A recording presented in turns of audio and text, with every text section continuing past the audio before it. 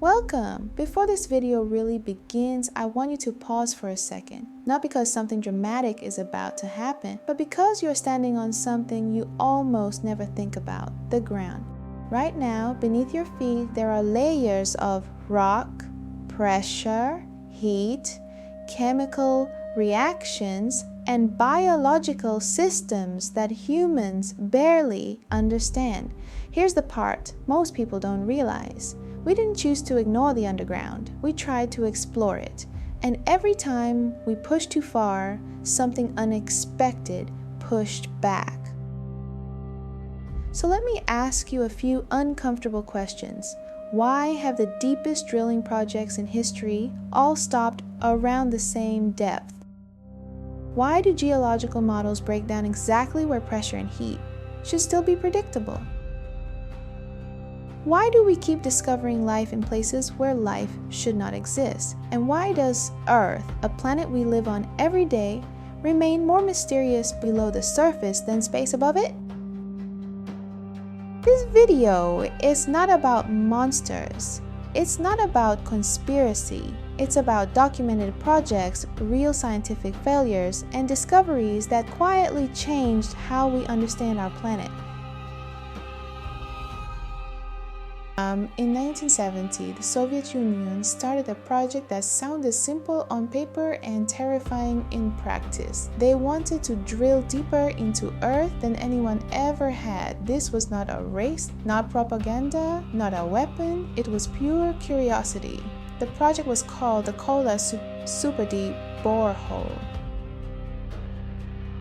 Scientists believed that by drilling deep enough, they could directly observe the boundary between Earth's crust and mantle. According to textbooks, this boundary was well understood. Reality disagreed.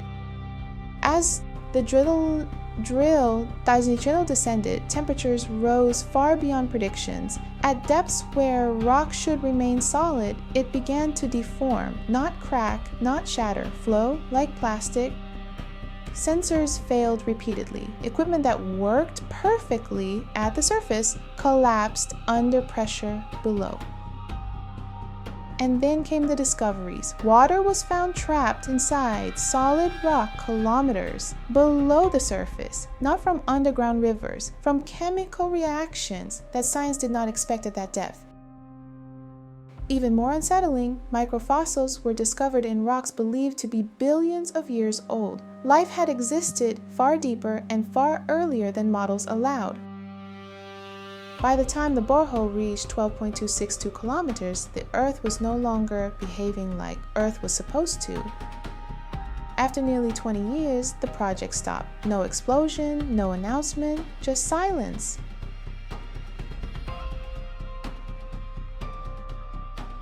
For a long time, we imagined Earth as a dead rock with life painted on top. That picture is wrong. Deep underground, entire ecosystems exist. Scientists have found bacteria living kilometers below the surface, feeding on hydrogen released by rocks under extreme pressure. No sunlight, no oxygen. These organisms don't survive Earth. They belong to it. Some of them evolve so slowly that a single generation can last thousands of years. This changes everything. If life can exist deep inside our planet, then Earth is not just a surface world. It is layered, active, alive. For most people, the unknown is underground. But there is another world beneath us that is just as unexplored, the deep ocean. More than 70% of Earth's surface is covered by water, and yet we have mapped Mars more accurately than our own ocean floor. Below 200 meters, sunlight disappears. Below 1,000 meters, pressure becomes crushing. And below that, the rules of life begin to change. For decades, scientists believed nothing complex could survive there. They were wrong. In the deepest parts of the ocean, entire ecosystems exist without sunlight. No plants, no photosynthesis. Instead, life feeds on chemistry. At hydrothermal vents, superheated water erupts from the sea floor, rich with minerals and toxic gases. Temperatures can exceed 400 degrees Celsius, and yet life thrives. Giant tube worms, blind shrimp, and organisms with no known surface relatives cluster around these vents. They do not rely on the sun, they rely on Earth itself. This discovery forced scientists to rewrite what habitable means. Life does not need light, it needs energy, and Earth provides it from below. Some deep-sea creatures look so unfamiliar that early footage was dismissed as fake. Transparent bodies, bioluminescent organs, movements that seem unnatural, not aggressive, not monstrous, just alien. Many of these organisms have never been observed alive outside their natural pressure. When brought to the surface, they collapse. Their biology is adapted to a world we cannot visit easily, which means most of what we know comes from brief encounters, a few seconds of video, a damaged specimen, a shadow passing through darkness. There are likely species we have never seen, never recorded, and never named. Not because they are hiding, but because we are not looking deep enough.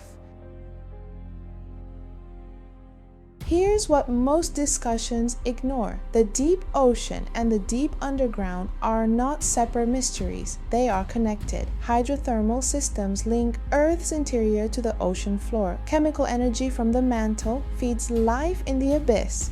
In other words, some of the most alien life on Earth is powered by the same forces that stopped our drilling projects: pressure, heat, chemistry beyond prediction. The deeper we go, whether through rock or water, the less Earth behaves the way we expect.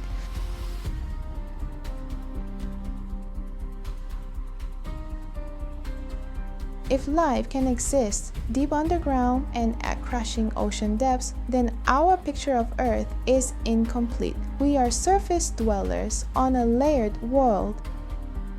Most of the planet's biology, chemistry, and activity happens far below our daily experience, not hidden by conspiracy, hidden by depth.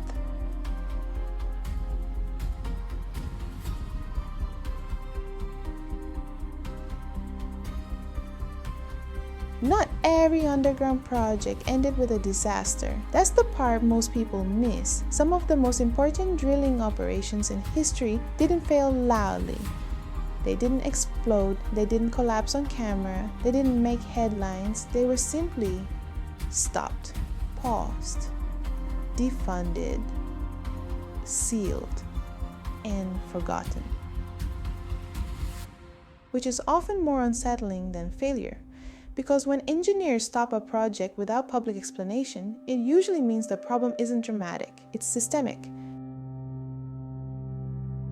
In the early 2000s, Germany invested heavily in deep geothermal drilling. The idea was elegant: drill deep into Earth's crust, tap into its natural heat, produce clean, endless energy. On paper, it was safe. The geology was considered stable. The math worked, then the drilling began. Almost immediately, the ground started behaving strangely. Micro-earthquakes appeared in regions with no seismic history. Buildings developed cracks. Entire neighborhoods felt vibrations at night. Nothing catastrophic, just enough to make people uncomfortable. Engineers adjusted pressure, then depth, then drilling speed. Nothing helped. The deeper they went, the more unpredictable the rock became. Eventually, multiple projects were halted, not because they couldn't drill deeper, but because no one could guarantee what the ground would do next.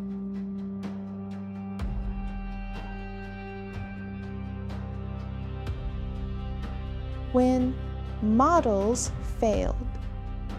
Underground Sweden is known for precision engineering, so when they began constructing some of the deepest underground tunnels in Europe, confidence was high. They had simulations, stress models, decades of geological data, and for a while, everything worked. Until it didn't. At certain depths, rock that should have been stable began releasing pressure violently, not gradually, instantly. Entire sections of tunnel wall burst outward without warning. Engineers called them rock bursts, but that name hides the reality. These were controlled environments, carefully measured, and the Earth still surprised them.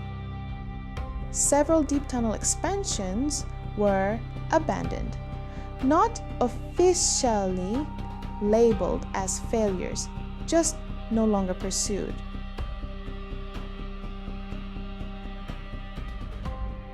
Depth where humans don't belong.